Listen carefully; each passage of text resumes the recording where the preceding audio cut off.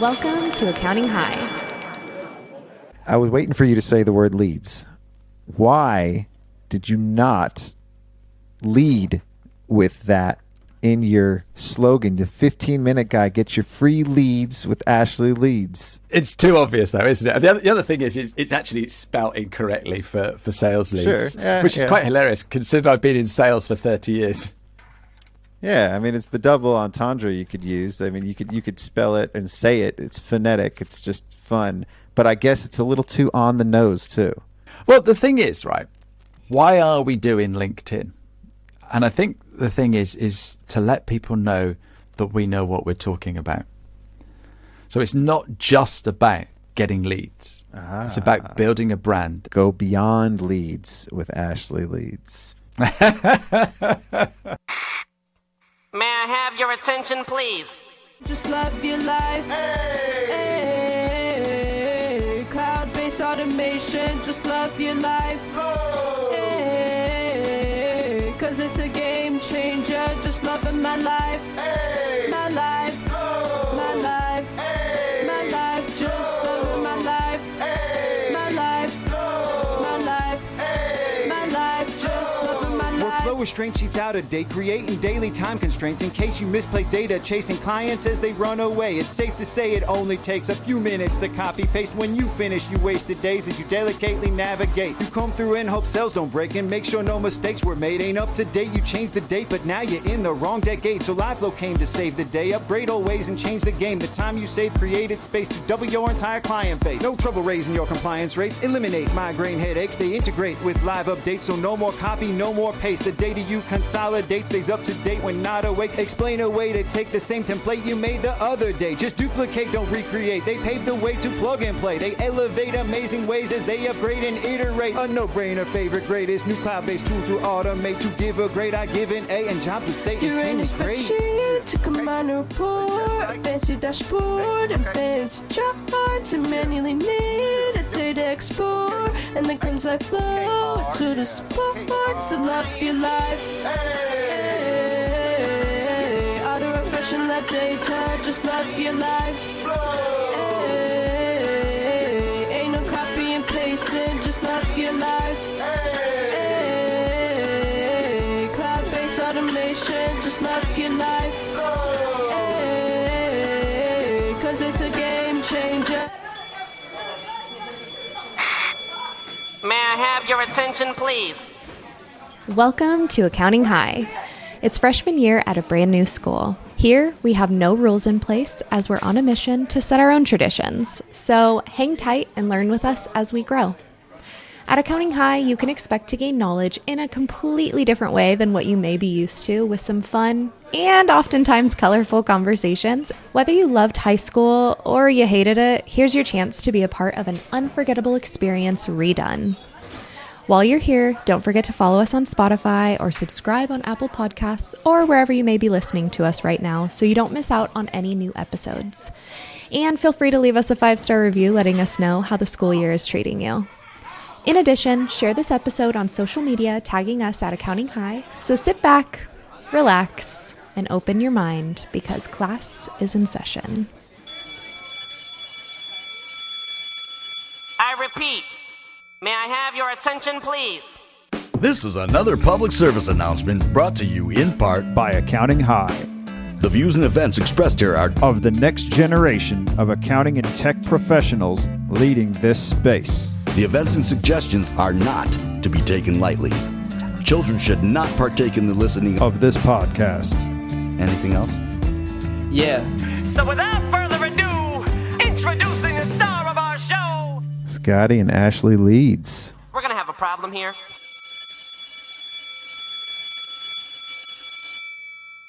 Class is in session. It's a very special guest today. This is only going to be a 15-minute episode since he's a 15-minute guy. This is Ashley Leeds. I'm kidding about the 15 minutes. I can't do anything in 15 minutes. So this is going to be part of our social studies course. I found you found me on the socials, and that's pretty much your whole platform. So to introduce our guest today, it's none other than Ashley Leeds from across the pond, the yellow man, always wearing a yellow shirt, yellow branded, yellow behind his picture on LinkedIn. He's got all the tips for LinkedIn for anybody looking to do anything on LinkedIn to grow. Like, I think every business owner should be on LinkedIn, and you're going to share with us why. Ashley's, why don't you give us a little introduction of how you got into the accounting space? Tell our listeners who you are, why they should listen to this. Absolutely. So, thank you very much for having me. You can't see my shoes, but I've actually got some yellow sneakers as well. So, it's all about yellow the yellow Converse All-Stars. That's so dope. I love it. So, I'm a chef by trade. So I started my career as a chef and then ended up going into sales. And then 15 years ago, I found the wonderful world of accounting and was selling software to accountants, and did that for 15 years, working for various companies, including Thomson Reuters and the wonderful QuickBooks. And then so I was working for a company where I ended up coaching accountants. So I was helping them grow their practices and helping them with all the other things that you have to do when you're running a business. And then 2 years ago, I decided that I was going to go out on my own, and I thought I was going to do coaching, but because of a little legal thing, I wasn't allowed to do coaching. So I went into LinkedIn, and I am having an absolute ball. I'm meeting amazing people. Legal thing. You can't drop that and not expand here. What's the legal thing? What's the issue? Why can't you do coaching? So in the UK, we have something called a restrictive covenant. And so basically it stops you from trading in certain areas. So more typically, hairdressers, rather than working in a salon, they go and set up their own salon somewhere else. And what happens is you're not allowed to do it in my town. Well, because I do this globally, I wasn't allowed to do any coaching. I only had 6 months, but there were 6 months I couldn't earn anything. So I thought, let's do some social media, and here I am. So you couldn't sit still for 6 months. You can't sit still for 6 seconds. You're always moving around. Every conversation we've had. I can't sit still. Yeah, absolutely. You got a lot of energy, and I feel that. I get that. I love that too. I love the excitement and the energy. It's a similar situation we have in the United States where a CPA can't advertise in certain states. There's certain things you can't do, restrictions as a licensed professional. So I feel that it's pretty similar here in certain things you can and can't do. The rules are in place for whatever reason, but it created a new outcome. It created a whole new almost profession for you. Absolutely. So why LinkedIn first? Like, why'd you go to LinkedIn? What did you see there that caught your eye? Well, so, all right. So imagine this, right? You've just set up in business. You're talking to a few accountants about coaching them, and then you get dropped this bombshell that it's real, it's legal. And so what do I do? Do I go and find myself a job, or do I just carry on? And because I've been teaching accountants LinkedIn for the last, 4 or 5 years, and using LinkedIn for the last 12 years, I thought, well, I know this stuff. So what I did is I got a load of friends. I created a course, showed them how to use it, got some testimonials from them, and then it grew and grew and grew. And this is the thing, right? So you could look back at that time where I was, had that legal notice or whatever you want to call it, and think, oh my goodness, let's give up, or it's the worst thing that ever happened. It's the best thing that ever happened to me, because I've pushed myself out of my comfort zone. I've gone on and done lots of different things. And so I do a live show on LinkedIn twice a week. I do loads of videos. I've even written a book. Okay.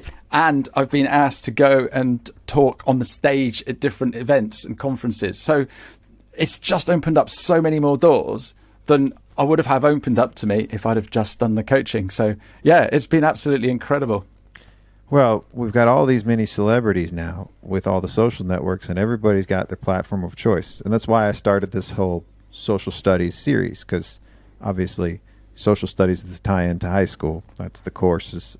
But we're actually talking about it in a different perspective and studying and trying to crack the code on this social thing, because each social platform has its own benefits and everybody has their platform of choice. But it keeps coming back to LinkedIn. I just keep seeing people end up eventually on LinkedIn that preferred other platforms. So LinkedIn, there's a lot of power in there when it comes to professionals. You said you were doing this before for 4 years or so. What got you into it? What got you into LinkedIn itself? I've been using LinkedIn for a long, long time. And what I like about it is there's no hiding, because you're yourself and you've got all your resume going back behind you. So you're building up a real picture. And everything that you do on LinkedIn, you're under the microscope. Whereas on Twitter or some of the other platforms, you can hide under a pseudonym and Anonymous. it really doesn't matter. Mm-hmm. But no one's going to take you seriously as Red Baron on LinkedIn, or Yellow Peril if you're going to go with the brand colors. You have to be Ashley Leeds. You have to be your real person. And so therefore, everybody else that's on there is doing the same thing. Okay, we're going to get a few people not doing the game properly, but on the whole, the people that you connect with are real people with real issues, and you just build real friendships. And this is what I really get from LinkedIn. I have made some real decent, lovely friends just by being on LinkedIn. LinkedIn is an entirely different experience than Twitter, the other blue app, and Facebook. I guess Facebook, in a way, did start with your real name, your real you. I don't even know what Facebook does now. And Twitter, you could be anything, be anybody, be anything, any type of account. There's always like the official check mark now that you can have on Twitter. But LinkedIn, the only differentiator, I think, is the paid versus unpaid. But it's always a form of proof. You are who you say you are. And LinkedIn, you could kind of cross-reference that against anything else. This is the person. This is who I'm talking to. This is where they work. These are all real things. Do you ever find there are people on LinkedIn that are spoofing? You said that there's sometimes that comes up where like people does that happen too, where people create fake profiles, fake work experience? Yeah, you're gonna get those fake people. Okay, you just don't connect with them. You just block them. Like you said, I've got a real rich history on LinkedIn because I've been on there a long time. So you can go in and you can see that I used to work here and I used to work there. And I often get connection requests from somebody and I go and have a look at their profile, and we both worked at a bank 15 years ago. It's all there. Mm-hmm. Whereas with all the other platforms, you could just be absolutely anybody. And there's always going to be jokers. There's always going to be people trying to beat the system, but you know who the real people are. You know who I am because I'm connected to, some of the people that you're connected to. And so if you're a little bit wary, you could turn around and ask one of those other connections, do you know Ashley Leeds? And then, yes, of course they do. Yeah, he's the guy with the yellow T-shirt. So, yeah. With the yellow background, yeah. So we're going to get into that. We're going to get into your branding and using LinkedIn as that platform. I just want to kind of set the stage here on why LinkedIn, and I'm starting to learn that as I go too, that, the more and more I do this, the more I've studied the socials, LinkedIn seems to be that consistently real, so to speak. And I'm sitting here messing around being a joker on LinkedIn, and I got to clean up my act, and you're going to help me do that. You're going to help me clean up my LinkedIn profile too. And you've done it already in a lot of ways, and we'll talk about what you've done so far. But I'm calling myself a rapping custodian now on this whole Accounting High platform, and I'm creating new things that aren't even real. Now you got me questioning that. Should I go back and be serious and say, no, host or something, and make that for real? This is a great question. Scotty, you need to be yourself. You don't have to put on airs and graces. Okay. I talk with all kinds of people, and I talk with some people that have colourful language. Okay. Well, that's fine if you've got colourful language. I was working with somebody who says they're sarcastic, and they've actually got that in their headline. So when you see them, they are the sarcastic accountant or whatever it was. Yeah.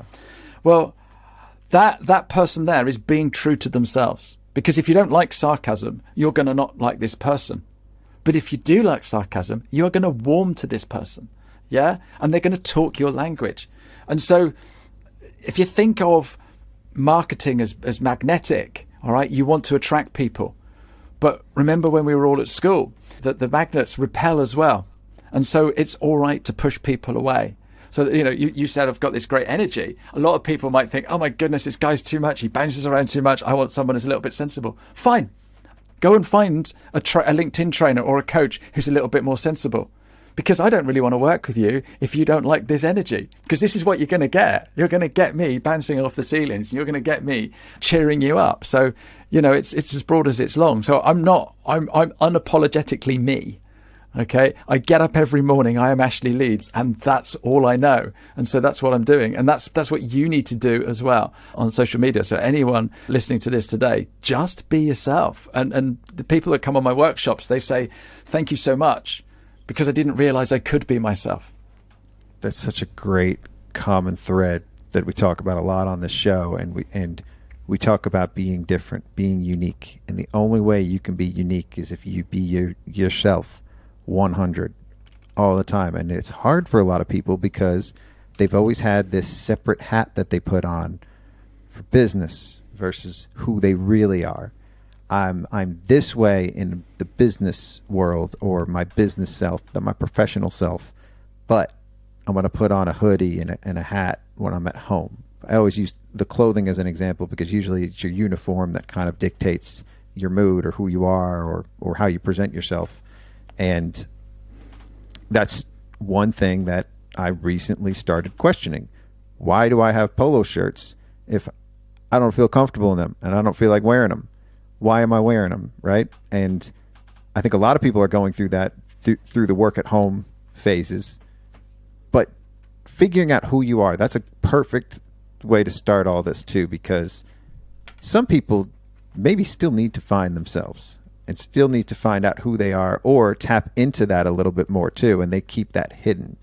So what's the first piece of advice for those types of people that maybe don't even know who they're going to lean into because they still don't quite know how they want to project themselves out there? Oh, I love that one. This is over and above LinkedIn now, Scotty. It is. It's the old saying, dance as if no one's watching, sing as if no one can hear you. Yeah. It's that. It's what you do day in, day out. Yeah. I was at a wedding recently and I wore a proper suit and a proper tie. I looked really smart. But I used to wear that to work. And you sort of like think, really? I couldn't show up to work in that. And I went to a solicitor's, I went to a networking event the other evening, and there was it was organized by solicitors. So there was going to be a lot of lawyers there. There was CPAs there and all types of business people. And I looked in the mirror, I had this on and I had my hoodie and I had my sneakers on. And I thought, what are they going to think? And you know what I thought? I don't care. Because they're going to get me. They're going to get 100% Ashley. Okay? I was the only one there with the yellow shirt on. Yeah. And I guessed that I was the one that was most remembered. So for the wrong reasons, the right reasons, I really don't mind.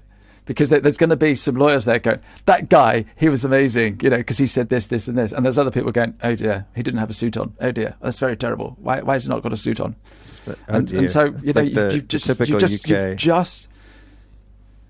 Yeah, it's the typical UK reaction. There's a lot of You're definitely the odd one in the crowd in a lot of these settings because everybody's got to be so professional. So I love this. Yeah, keep going though. I didn't mean to interrupt. Well, I was there. I was there, but not normally. And this is the thing, right? You attract your tribe and you follow other people like that. Now in the UK we've got Accountex, and the first year that I went with Thomson Reuters. So I was a representative of Thomson Reuters, and the marketing ladies got us in the office, and I think it was 2012, 2013, something like that. So probably 10 years ago. And they took us into this training room and what have you. Said, right, we're going to do this, we're going to do that. And I want all of you to, and it was predominantly guys. And I want you all to wear a dark suit and a white shirt, and you're going to wear this tie. And they held up the corporate tie, and it was an orange tie because that was the same color as the branding. And so on the stand at Accountex in 2013, 2012, whenever it was, we all looked like penguins with orange ties.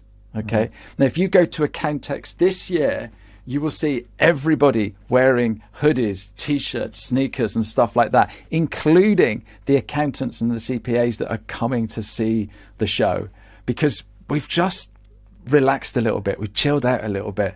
But there still will be the odd person there in a suit. But most people are there in hoodies and polo shirts and T-shirts and stuff like that. That's speaking to the next generation. That's what this show is all about. That's what we talk about, is being comfortable first, being comfortable with who you are, being comfortable with what you're projecting out there before you even figure out that branding, because you could be going about it all wrong. You could be coming up with the brand, and you could have a brand. You could have a brand at your firm, or a brand that you lead with that doesn't lead with, no pun intended, that doesn't feel true or genuine to yourself. So I think that's why I wanted to start the conversation with finding that first and being comfortable with who you are. Then be unapologetic about it, because you could always go back to your gut, and like you looked in the mirror and you said, should I just wear this, or should I button up? And you went with your gut, and then you realized the people that are going to accept you for it, those you're going to be closer to anyway. Those are going to be the people that you were attracted to in the first place. So you could talk to them, learn more about them, and you're going to be more interested in it as well. Versus the ones that are looking down on you, oh dear, like the royal family looking at that, like I need to step away, distance myself here. Well, those are the people that you probably wouldn't even enjoy talking to. They wouldn't be good connections anyway, as well. So it works both ways. So the people that are going to be more magnetically attracted to you, you're going to be attracted to them as well. And then the repelling works that way too. I love that phrase, marketing is magnetic, and unapologetically you. Be unapologetic about yourself. So LinkedIn is a very large network. How many people worldwide are on LinkedIn? Do you know the answer to that? 900 million plus. So we're almost out of billion. It's huge. I've actually counted I've actually counted every single one. There's talk that we'll get to 1 billion by the next annual release of the numbers, which I think is going to be January, February 24. But I think by the end of 23 we'll be close or at 1 billion. So that's plenty users to choose from. That is what the world population was like Absolutely. at 2012. I think that was, I don't know if that's the world population. I don't know my numbers here when we're talking that, but these are big numbers. You are focused on the accounting profession worldwide or UK? I guess you did say globally already, right?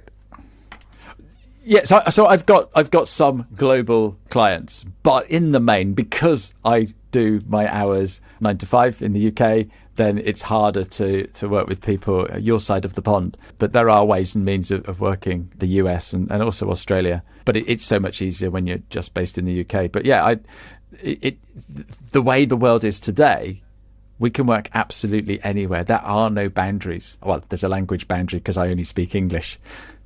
Well, that's the other thing I was getting at too. So then you take that pool of almost 1 billion people, and then you cut it down geographically based on time zone, and then you also cut it down based on language, and then you cut it down based on obviously profession and who you're speaking to, and then you've got your target market, you've got your audience, and there's a pool there. And LinkedIn is powerful enough that everything I just said, they can do all that for you and give you a list of the people you want to work with. Do you ever work with the lists that LinkedIn can provide or the filters that they can give you? Are you a gold member on LinkedIn? Yes, you are. You're the premium subscriber. So tell me the benefits of that. Or at least answer my first question first. Yes. Okay, so the first thing, right, Scotty, is if I go out trying to make connections and spamming people and connect with me, that's going out and really drilling down and being a proper sales guy. Okay. Now, I said I've been in sales for 30 years. All right. In that 30 years, I probably haven't sold an awful lot. But what I've done is I've made a compelling argument and people have come and bought things from me. And so that is exactly how I'm running my business. So I'm not scaling to big heights like some of these people you see. But absolutely every single connection is because they want to connect with me. So I'm attracting people. And that in the long term is going to be a better relationship than me spamming everybody and just saying connect. So that's how I do it. Now, there are schools of thoughts out there. Go and find these people, connect with them and do all of that sort of stuff. But that's not my game. Right. That's also why you're not dressed up in the suit, right? You're you're putting out that spotlight, the yellow out there, and the people that are attracted to that color or to that energy, it's like the sun, right? So you're the sun. I have to get some sun every day. I got to go outside and go on a walk just for my mood, just for my mind. I need that brightness. I need that excitement in my life that the sun brings, that energy that it gives you. So I'm going to compare you to the sun a little bit here and there. The golds. So the LinkedIn gold versus just regular. What's the difference there, or why? Okay, so if you do too many searches on LinkedIn will turn around and go, whoa, you're a big user, you need to start paying for it. And so you need to go on to premium. Premium gives you a couple of other benefits, such as you get a chart to see how many people have looked at your profile, and you can go back 90 days. So I can scroll down and see who looked at my profile for the last 90 days. So if anyone's ever gone onto my profile, I can go and find them. So I can then go back and go, oh, see, you looked at my profile. Let's do that. I'm getting a couple of hundred people looking at my profile every week. So and in the non-free version, the free version, you can only look at the last 5 people. So I'd have to go in every hour or two just to be able to keep up with who's looking at my profile. Right. So the benefit of there is I can go back 90 days. And the other benefit is you get in-mail. So I can send anybody a message without having to connect with them, and vice versa. Because I've got premium, people can message me. So they can see me doing stuff on LinkedIn or listening to awesome podcasts, and they can go, oh, I want to chat to this guy. They can just send me a message. They don't have to feel that they have to connect with me. They can just send me a message. So I guess that's a great benefit as well, because it makes it easier for people to get hold of you. For sure, yeah. I mean, I like that ability to see who's looking at your profile too, because you can't do that on other platforms. There's but that's also engagement. That's people already seeking you out or looking at your details that you could then tap into that, because it's not you coming to them. It's them walking in your store and you walking up to them and saying, can I help you?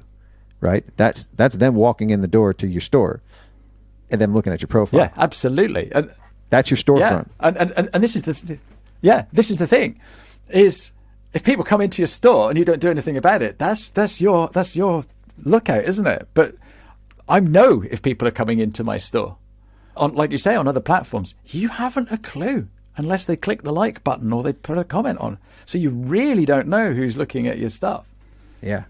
And not everybody clicks the like button. Not everybody comments. Most people don't. Do you have statistics on that? Because when people are looking to go on the socials, they're looking for engagement. So talk to me about that.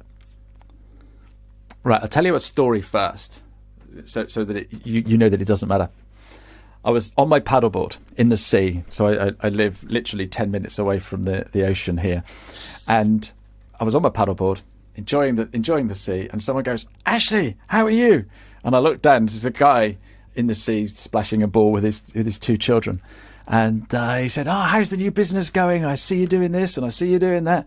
And I saw this the other day, and you're doing amazing. It's really good, isn't it? How's it all going? And this guy, been seeing everything that I'm doing and was impressed with what I was doing on LinkedIn. Do you know how many times that guy had commented on my posts, Scotty? 0. None. Correct. Do you know how many likes he's ever done? No, none at all. None at all. But this guy knew absolutely everything about me. Okay? He knew everything about what I was doing. And the thing is, if he was in a bar or a restaurant and he was sat down talking to someone and someone turned around to him and goes, oh my goodness, LinkedIn, what a nightmare. What do you think he's going to say? What a nightmare. He's going to agree. No? What was he going to say? No, he's going to turn around and go, no, you want to speak to this guy, Ashley. He's amazing. He does this and he does that. And he's even written a book. Yeah. Well, that's amazing. Like, so many times that happens where people are engaging with content, but they don't click on anything. Maybe they click on your profile right there, but it's on its own, you have no idea. So capturing that or seeing that in real life actually is a lot of fuel. Were you at that point in stage, did that story stick out to you because it was a turning point, or it's just a good example of that? I was aware that people were seeing stuff anyway, because I do a lot of networking, so people know me. So when I walk into a room and people come over and say hello because they've seen my stuff. I was at a show up in Bristol, totally random, and this guy goes, "Oh, I follow you on LinkedIn." Wow! And this was a different city to where I live, but there was a guy there that had been following me on LinkedIn, which is just crazy. And this is where we need to do more video. Because if people see video, they're really taking you in, okay? They're bringing you into their home, as it were, and they're seeing you, they're feeling you, they're understanding you, they're building up this relationship with you. So then when they see you in real life, they're over familiar, and it is so lovely to see, because it just gives you a lot more confidence. Because when you're meeting people for the first time, it can be quite nerve-wracking. But because they already know you, then that's half the barrier, isn't it? Yeah. Yeah, well, how do you typically, so I've had this relayed to me before, where you've got to understand that they almost feel like they're your friend before they even start talking to you, yet you don't even know who they are. How do you handle that? How do you interact, and what's your mindset when going into something like that? So, because I'm putting myself out there anyway, you could just say I'm asking for it. Okay. Mm-hmm. I'm a friendly sort of guy. So what you see is what you get. And it's easier for me to connect with people because they already know me. I was going to an accounting show last year, and I've been posting about it, saying I was going, etc. And somebody who'd seen me in a different group actually came up to me on the station and said, "Oh, Ashley, it's really nice to meet you," and introduced herself. And so I did know of her, but we'd never met.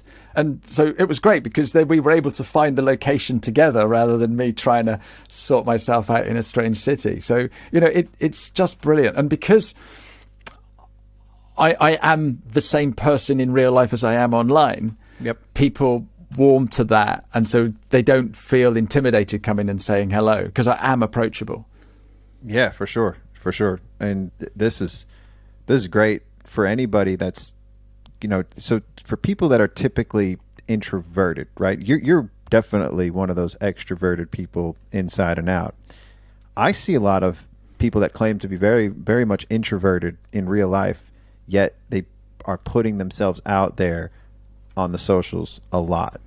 Do you have any interactions with those types too, where they're one person on the socials, but they're entirely different in real life?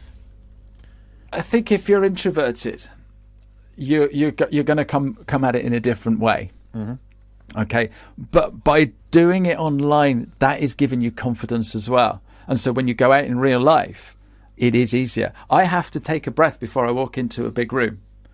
Okay, so I can't just bounce in. There's nerves there as well. So don't believe everything that you see. But I think it's because I've been doing so much online for so long. I've got this extra confidence, and so that carries me through.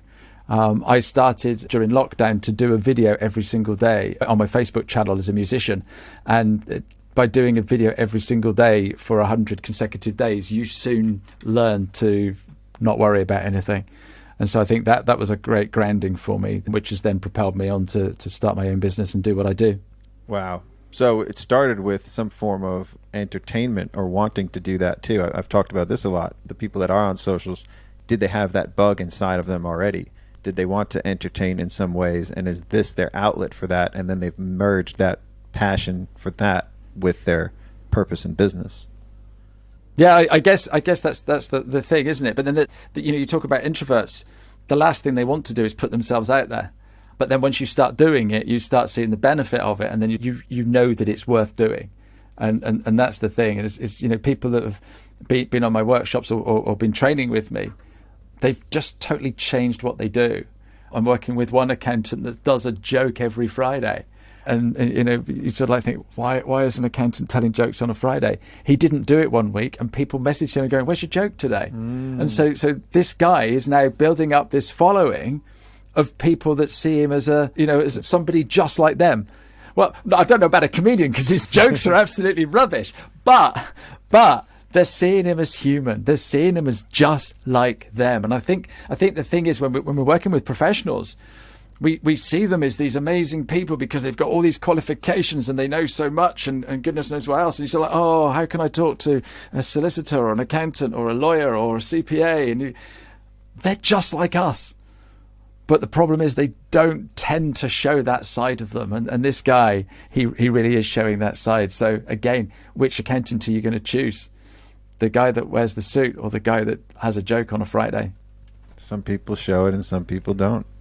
I've said that a lot before. We're all very unique in a lot of ways, and some people choose to show that, some people hide it. So for the skeptic out there listening, for the person that thinks, yeah, but why would I even go on LinkedIn? What do I have to gain from making content on LinkedIn? Because we do talk about this a lot on the show, and I think there's a lot of obvious reasons, but I'd like to hear your take on that. Okay, so you asked for some stats. I don't know how long ago that was. There is only 1% of people on LinkedIn actually creating content.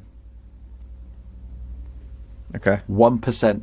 So for every still a lot of people. Post you see... 1% of almost a billion. It's still a lot of people. Yeah, of course. But that means that if you post something, if you create a post on LinkedIn once a week, you are doing more than 99% of people on the platform. Okay. Just let that sink in a second. Where else in life are you doing more than 99% of other people? Oh, that's low-hanging fruit right there. It's incredible. That Absolutely. Right there could be enough reason. Differentiator, for sure. Yeah, absolutely. And so... not everyone's going to do this, but if you're a CPA and you are listening to this today, what you need to do is Tax Tips Tuesday. Okay? All you do is every Tuesday, you write a little post about top tax tips. All right? If you do that every single Tuesday, people are going to start seeing you as an expert at doing tax tips. All right? You don't have to do anything else at all during the week, just that one post a week. Okay? And you will be an expert in your area. And after 12 months, you're going to have 52 blogs that you can put into a book. And you will also have people saying, oh, this person here, they know their tax stuff. And the thing is if you do that every single week for 12 months, by the time you get there, you'll be thinking, oh, I can write a post on a Friday. I can do a fun Friday. Oh, I can do a throwback Thursday. And you can have all these other ideas. But it just takes the courage to have a go. And the thing is, right, we're all in our own little networks. So even if every CPA listening does that, they're all going to benefit. But I promise you, they won't. Not everybody's going to do that. Maybe only 1% of people will do that. Well, this is what I've just said. 1%. Yeah. No, I know. 1%. Yeah. But also 1% of listeners. So that's your challenge. That's your challenge if you're listening. Okay. So the other stat you asked was what about people connecting, liking and commenting? Sure. So that is about 10%.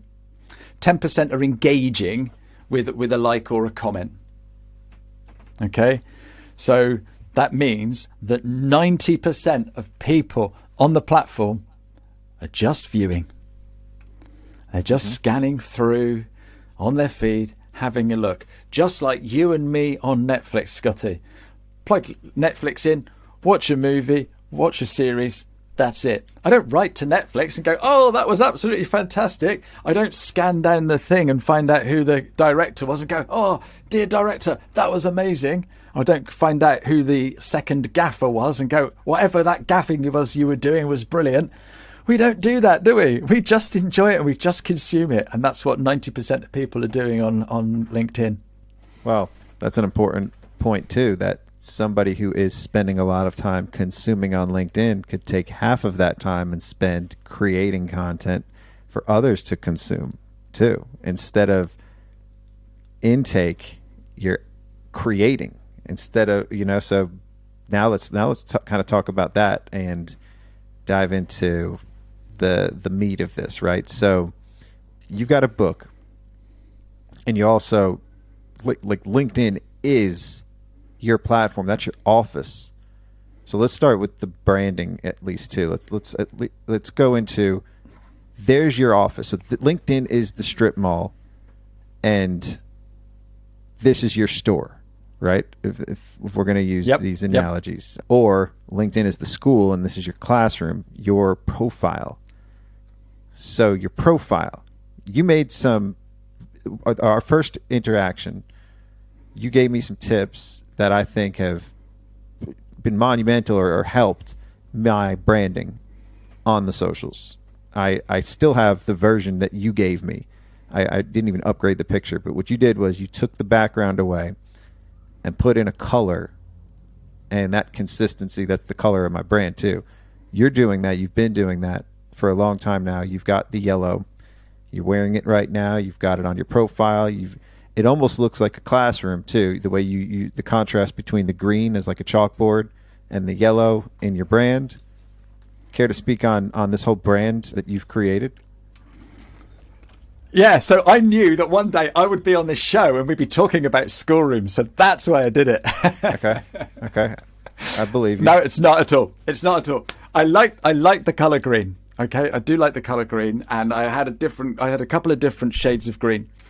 And so then I wanted to set up my website. So I said to a friend, and she said, "Oh, come and take some photos." And she said she would come and take some photos because of how I helped her during lockdown. But that's another story, not for today. And I thought, oh my goodness, I'm going to have some branded photos. I need to look smart. I need a shirt. So I went online and got the cheapest shirt because I literally only just started, and it was white. And she comes and she takes a load of photos, but they weren't brilliant because white isn't a good color. So then I got a grey t-shirt. And then I went to the t-shirt store where they print my logos and stuff. Let's pause here. Why did you have to buy a new shirt for this photo, and why did you buy a cheap one if you had to buy a new shirt? Don't you own a shirt already? No, I didn't have one with the brand on it. Oh, the brand. So I've got loads of shirts, okay. but I wanted a branded shirt just for the photos. I wasn't thinking of going out. We were still in lockdown and all that sort of malarkey. So I went to the shirt shop, and my daughter came with me, and I said, I want a pink shirt. I want pink. I want pink and green. And she goes, Dad, you're not wearing a pink shirt. You're not wearing a pink shirt. And there was this bright yellow shirt in the shop. And I went, what about yellow? She goes, okay, Dad, you can have a yellow shirt. So I bought this yellow shirt. And then I started putting it on my branding, and then it's just developed. It has just developed, and as you say, there's the branding of the book. It just works. It just works, and so yeah, that's what I do. So I got yellow and green go well yellow together. Shirts. Pink and green do not go well together. Your daughter is 100% right. Now, what's also real funny. So what's also real funny is our other courses, at least that we've had for third semester. One of them is social studies, and pink was going to be the color for social studies. Yellow is being used for our guideposts. Pink is used for the cool kids because a lot of cool kids in school, they'll wear the pink polos. At least the males. I mean, females could wear pink all the time, but you're not wearing a pink polo if you're not a cool kid. That's at least what I've gathered from my days in high school. So that's only, I needed to put the pink somewhere. That's where I put it. Your color for this social studies is purple. Purple also does go well with yellow, but the yellow and green combo works. I see it in other places. I like it. It works. Green is inside of, or yellow's inside of green. It's a little bit of the blue. The mix of yellow and blue is your green. I talk about colors a lot on this show. This is not an episode about colors, but the fact that you lead with yellow is dope, and it's consistent. And that's, again, we're going back to the pictures. So tell me, again, like finish this story, because this is I know is continuing on. That's how you got your colors. So then what? Yeah, purely accidental. And so, but it's not. Whenever I do anything now, I make sure. I don't think it's accidental. That's the one thing I wanted to touch on. Sorry to interrupt again. Your colors, though, are coming from you internally. Like your gut instinct was to go pink and green, but then you really were drawn to the yellow. That was the yellow. That was what you liked. Yeah, sure.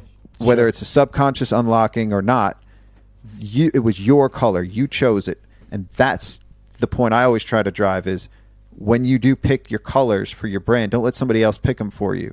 You've got to go with something that in your heart, that's what you want, whether it's subconscious or not, because you're going to have to be the one wearing it and using it all the time. So Absolutely. Keep going though. I'm sorry.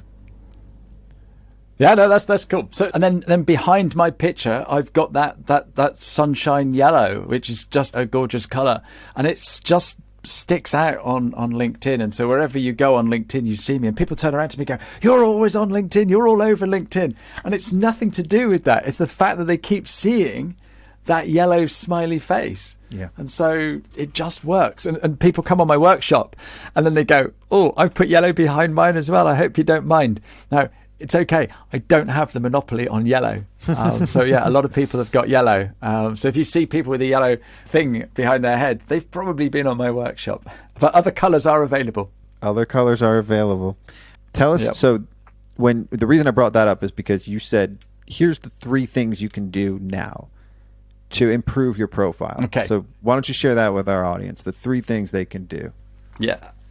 Absolutely. So the very, very first thing is people buy from people who they know, like, and trust.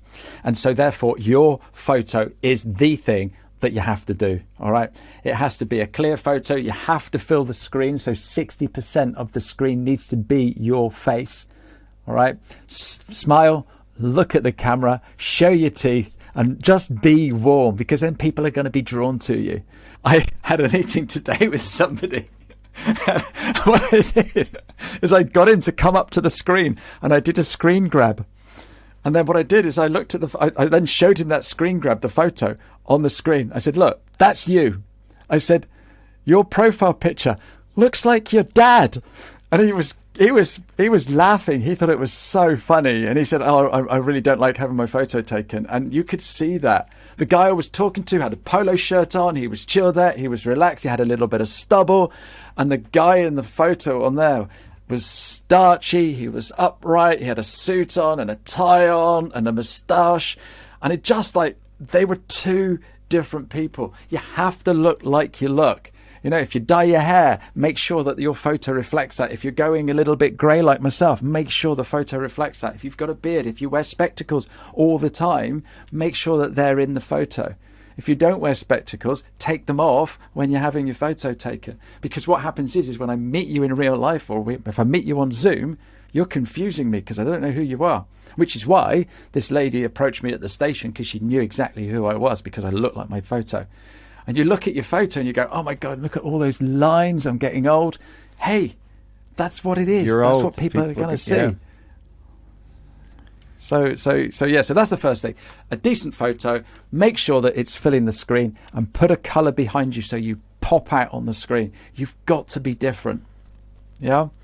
No good having a photo, and you're not going to hear me because I'm moving away from the microphone, but no good having a photo when you're stood next to your favorite guitar, because you're absolutely teeny tiny on that mobile device.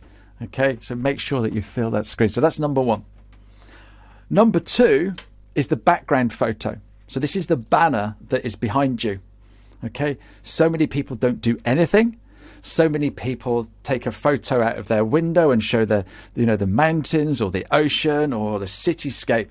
What I want to be able to see is when I come into LinkedIn and I go to your profile, I can read it on my mobile device. And if you hold your finger up right now, your finger is approximately 1.5 centimeters wide and 6.5 centimeters long, which is the same size as my mobile phone screen. So when I look at your banner on my screen, and that is the size that I see. So if you've got lots and lots of writing on there, it's going to be really small, and I won't be able to read it on my mobile phone. So that's the item number 2. And what you want to be able to do is see that as soon as I come to your profile, you're telling me exactly what you do. So your logo, your website, your phone number doesn't need to be on that banner, because all of that is in the contact area. So you've also got your contact details, so make sure they're up to date. And the third thing that you need to do is to make sure your headline is succinct and a little bit different. Because most people would have Ashley Leeds, LinkedIn trainer, Ashley Leeds, full cup coaching. All right. And no one's going to interact with you. So I'm the 15-minute guy. I'm getting you loving LinkedIn in 15 minutes a day. Yeah. And so what people do is they see me make a comment on their post and they see 15-minute guy. And they go, oh, that's interesting. I'm going to have a look at that guy. And then they click that button. They end up looking at my profile. They come into my store and then they can see everything else that I do. But if I put LinkedIn trainer, no one's going to hit that button. No. You're differentiating yourselves among the trainers too. Yeah, absolutely. Absolutely. So what does... And that's what you've got to do if you're a CPA. So what does a LinkedIn trainer do for somebody? You're the 15-minute guy. What's the outcome that they're hoping to get when they come to you? Okay, so I want people to love LinkedIn, Scotty. All right. So hopefully when they've been with me, they'll start loving everything because that's the way I am. But the thing is, with LinkedIn, if you love it, you're going to do more of it. Right. And so that's the whole ethos of my training. It is fun. And so what I do is I call myself the 15-minute guy, because if you're going to have a meeting with me, it's only going to be 15 minutes long because I respect your time and hopefully you respect mine. So we get an awful lot more done, because what happens is we book half an hour or an hour and we spend a bit of time talking about the football game. We spend a bit of time talking about the weather, or we do in the UK, or other things like that. And we don't actually get down to work because we've got an hour. That's all right. But I only book 15 minutes because we get things done. So therefore, I now do training in 15 minutes a day. So what happens is I do a whole week. So it's 15 minutes every single day for 5 days. And what I say to people before they book is make sure you book 15 minutes for the whole week, and then book out 15 minutes for the rest of your life. Because if you do 15 minutes every single day, that's 65 hours a year. 65 hours a year, free marketing. Who doesn't want that? And so my training is 50 minutes every day. We come in on the first day, we do a little bit. I give you some homework, and then we come back the next day. We do a little bit more. We recap on the homework. This is like accounting high now, isn't it? Yes, it is. Next day we do a little bit more, and then on Friday we do a little bit more. But throughout the week, what we're doing is we're learning different strategies every day, all right? And we're getting into a habit of doing 15 minutes a day. And what happens is you take that forward into the next week, and you now know your strategy. So you're going to go in, you're going to check the different things you're supposed to be checking. You've also got your your profile that you're building up. And then you end up with an amazing looking profile that's fully optimized. So when people come to you, they see exactly what you do, and then they start interacting with you. They follow you, they connect with you, and all those other great things that LinkedIn does. Atomic habits. That's the success. Yeah. Right there. Building these small habits, things that you can do daily, that'll have compounding results. And patience too. So tell me, about how long should somebody even expect this to take? If they just start now, 15 minutes a day, are they going to see anything until they put that first 65 hours in? You've heard of the 10,000 hour rule, haven't you? I have. So, violin maestros have played 10,000 hours. Malcolm Gladwell made that very popular. The Williams sisters have played 10,000 hours of tennis. So the more you do, the more you get. All right. So there's a lot of strategy involved in coming in and doing LinkedIn in 15 minutes a day. Okay. I guarantee you'll see results by the end of my first week. And if not, I will refund your money. That's how confident I am, because the thing is, you're not using it at the moment. So you come in and you will start using it, and then so you'll be rewarded. It's all about. So I teach people to monitor everything and to keep records, because then you get dopamine hit and you go in with a purpose, and you're building on all of that. You are not going to get leads and people buying stuff from you immediately. It takes a while, but you will get noticed. You will start getting more connections, and it's exponential. And so you've got to put the work in. But the thing is, we need to be doing this anyway, whether it's marketing, going to networking meetings and stuff like that. If you think how long you spend at a networking meeting, say you go to a couple of different networking meetings twice a month, and each one is 2 or 3 hours plus an hour or so to get there. That's 5 or 6 hours every month you're spending on some sort of networking. Mm-hmm. Why not do it on LinkedIn? You don't even need to change out your pajamas. But you do need to put on a yellow shirt. So I was waiting for you to say the word leads. Why did you not lead with that in your slogan. The 15-minute guy, get your free leads with Ashley Leeds. Why did you not play on that? That's the perfect name to fit in to get your free leads. It's too obvious, though, isn't it? The other thing is it's actually spelt incorrectly for sales leads, Sure. which is quite hilarious considering I've been in sales for 30 years. Yeah, I mean, it's the double entendre you could use. I mean, you could spell it and say it. It's phonetic. It's just fun. But I guess it's a little too on the nose, too. Well, the thing is, right, is why are we doing LinkedIn? And I think the thing is to let people know that we know what we're talking about. So it's not just about getting leads. It's about building a brand. It's about building so that people know that you're an expert. It's getting credibility and all those sorts of things. Go beyond leads with Ashley Leeds. So it's about more I'm than leads with Ashley Leeds. I'm in the middle of developing a high level program because the 15-minute thing is, you know, it's about $100, so it's not huge money, and I'm trying to make it as accessible as possible, but I am working on a bigger, higher ticket program where I'm going to actually help you, and we do all kinds of things. We go into video, we do StreamYard and all that sort of malarkey. And the title is Leads for Leads or something like that. So yeah, it's not the first time it's been mentioned. I like your play on words there.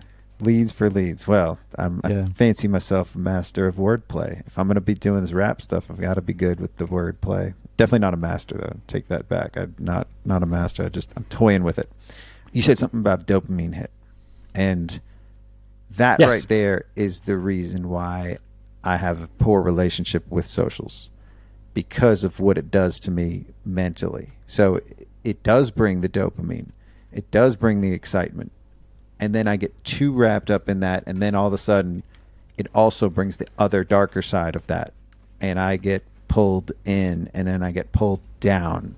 And that's my own problem. But that's also the reason why I have such a bad relationship with the socials, because I'm expecting that hit. And when I don't get it, I look for it.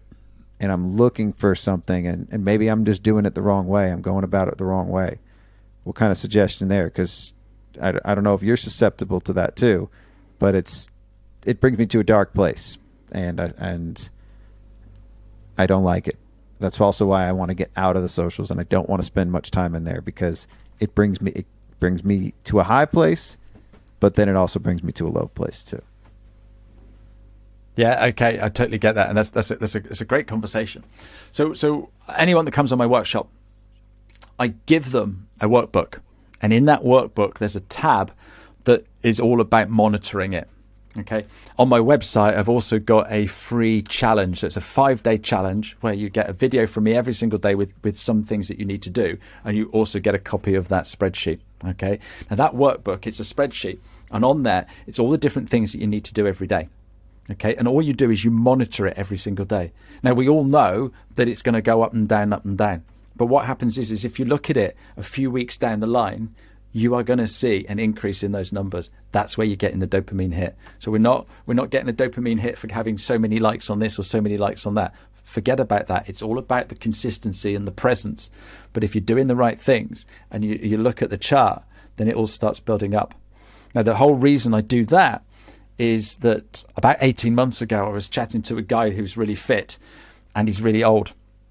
And he turned around to me and he said, look, when we get old, we start wasting, our muscles starts wasting away, and we have to exercise it. And I said, well, I do 10,000, 15,000 steps every day. I do a lot of walking. He said, that's not enough. You need to get down the gym. Well, I am not going to a gym for anybody. There's too many fit people, and I just don't want to look out of place. So I'm not going to a gym. And he said, well, why don't you do sit-ups and press-ups? And I said, right, okay, I could probably do 1 or 2. He says, no, you need to do 150. And I said, what, of each? He goes, yes. Every day, yes. So I thought, right, okay, I don't want to be an old guy that can't climb up the stairs. I don't want to be an old guy that has to be lifted onto the lavatory. I don't want to be the old guy that can't chase his grandson. So I started doing press-ups and sit-ups every single morning So the first day I did 10. Okay. Then I went to hospital. The next day I did 11. The next day I did 12. The next day I did 13. And I carried on doing them. And I'm still doing them now. And what I did is I kept a chart of all the times I've did all these sit-ups and press-ups. So this morning I did 150 sit-ups and 150 press-ups because I keep that list going. All right. And as soon as I stop, I'm not going to do it. And my older self isn't going to thank me. Yeah. And it's exactly the same with my daily habit. So you go in and you do those figures every single day and you will see an increase because you'll be monitoring it. And what's monitored is, look at that, you've got a chart as well. So what I'm showing you is the result of about a year of tracking 12 different daily habits and then stopping. I stopped in March and I haven't done any of them since. I need to get back on that. I was going to get back on it. Wow. No, it was like February, and then I started again in March, and I haven't got back on it. I'm notorious for this. I will stick with something until I miss it a day or two, and then I'll start next month is what I tell myself. And I haven't got back into it yet. But those habits, it makes you feel good all around. That's the dopamine hit, is just tracking it.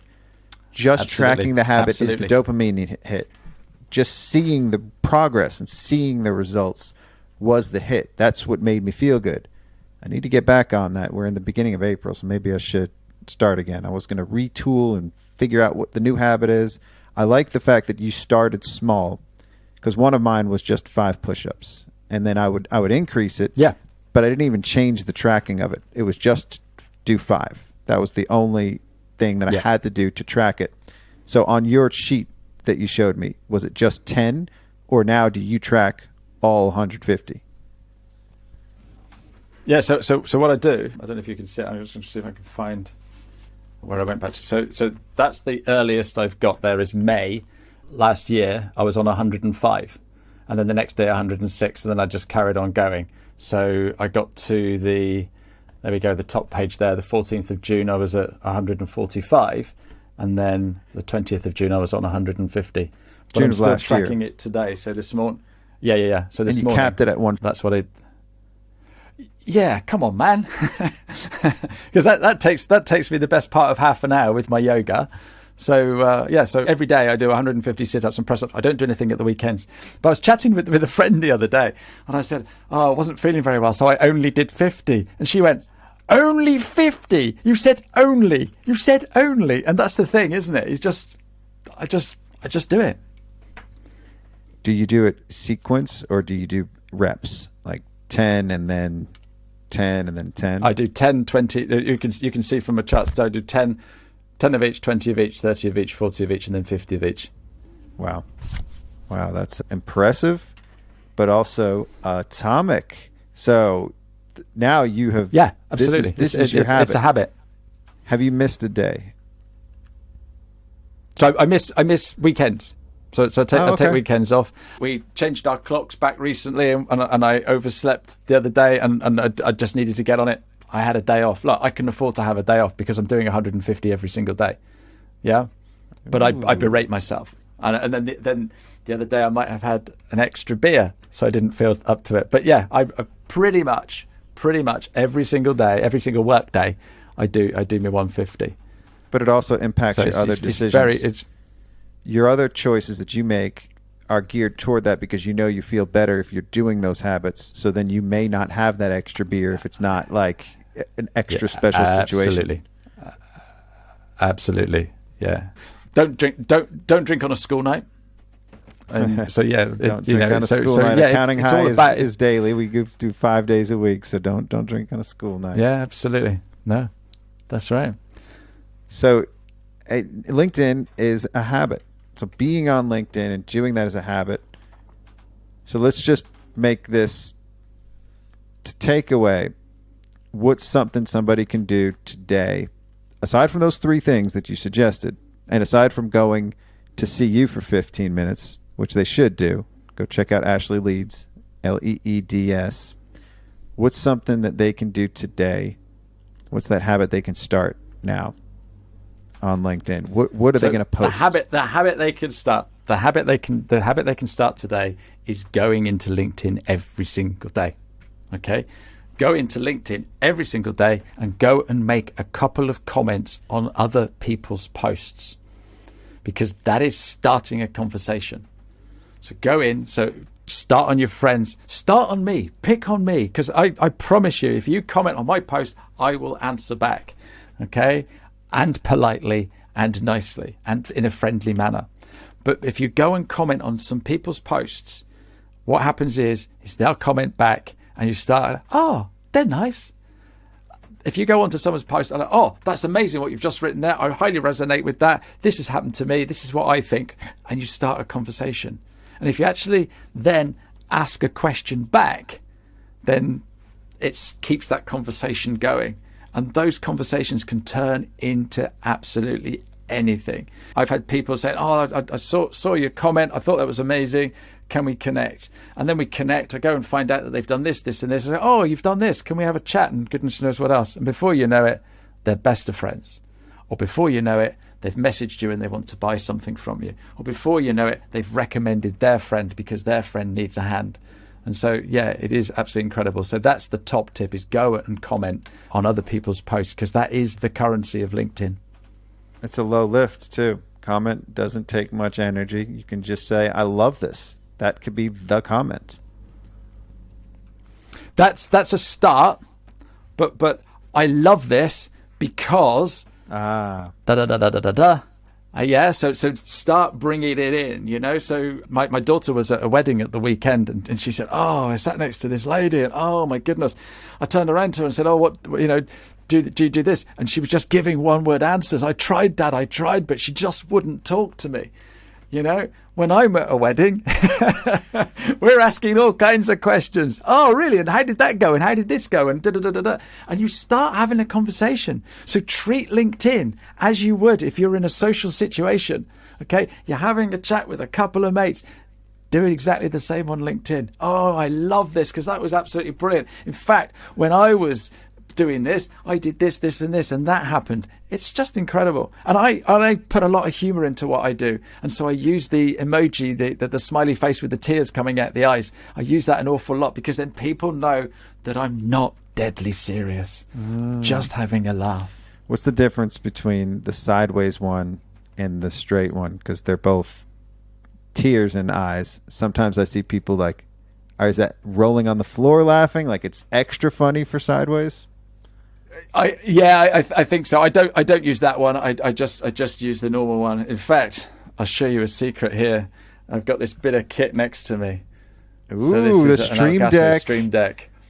Yeah, and so I just press a button and it's got that smiley face and it's straight up there. That's the one I use. So you've all got the your time. emojis on the Stream Deck. It could be anything. Absolutely. Yeah. Absolutely. Well, I need to get me a Stream Deck. That's my marching orders. I've been told in a lot of different aspects it's going to help. A lot of different things it can do. So that's one of my next purchases. Appreciate you, Ashley. Where can our people find you? Which platform are you on?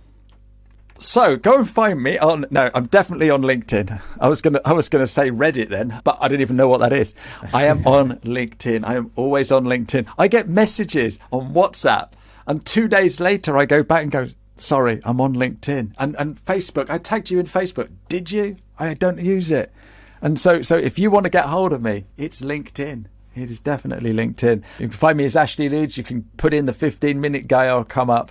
So, yeah, just come and find me and say hello because I'd love to talk to you. This is dope. Pick your platform, and LinkedIn is the one for you. Go deep. Pick Absolutely. it, go deep, and start those habits. Thank you, Ashley. Appreciate you. Class dismissed. Thanks for having me. Play this outro.